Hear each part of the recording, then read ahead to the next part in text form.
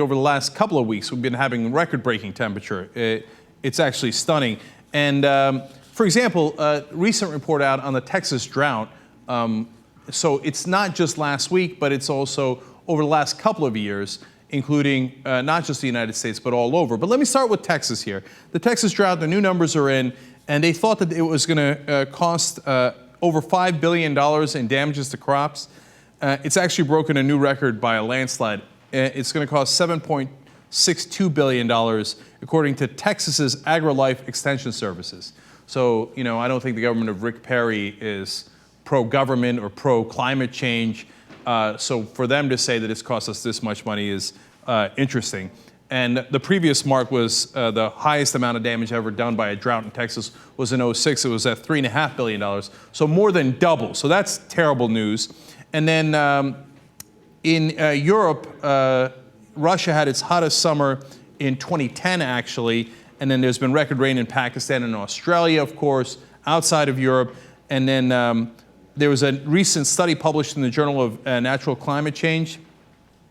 And they said for some types of extreme, notably heat waves, but also precipitation extremes, there is now strong evidence linking specific events or an increase in their number to the human influence on climate. So saying that this is obviously climate change and obviously induced by man. Which brings us to the events of the last couple of weeks to connect all of these different weather events together.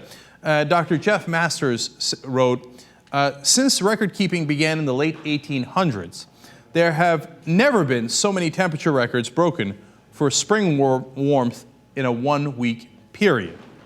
Never in record-keeping history in America, okay? So now let me give you some of those records and then I'll show you in a graph where we stand.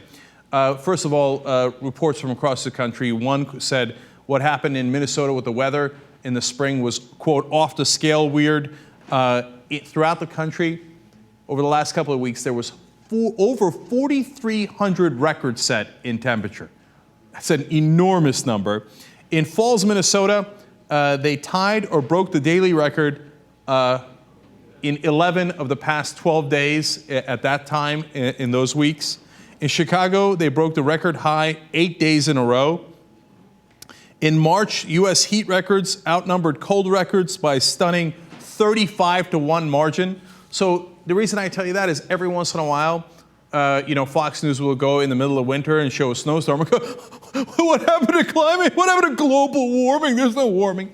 But in March, here's an example of, first of all, it's not just warming. Climate change leads to extreme weather events in all directions. But overall, the planet warms. So in March, for example, by a 35-1 margin, there was warm records broken rather than cold records. Now, let me show you the chart here and where 2011 stands on the chart of extreme weather and temperature. Go ahead and put that up, Jesus. Yeah, there it is. So that's it for Texas that we were talking about earlier, right? So you see all the other numbers in that graph? Now, I don't know if you noticed, but there's a big red dot up top at 2011.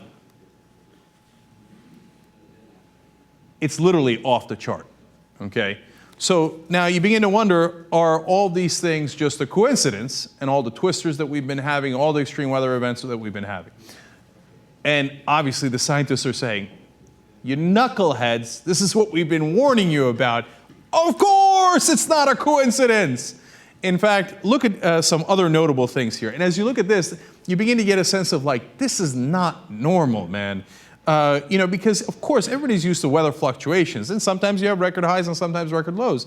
But the last decade was the warmest decade in history. This is not a coincidence. Here we go. In Pelson, Michigan, they broke a record high, but they broke it by 32 degrees. Can you imagine? They didn't go 1 or 2 degrees above the record. They went 32 degrees above the record for that day. Low temperatures have beaten the previous record for high temperatures in 2 different stations. Let me explain what that means. So in 2 different cities, the previous high was, for example, let me give you the exact numbers here because I think I have them, would be 48 degrees as an example, right? And the low temperature for that day was 53 degrees. So the lowest they ever got on that day was higher than the previous record.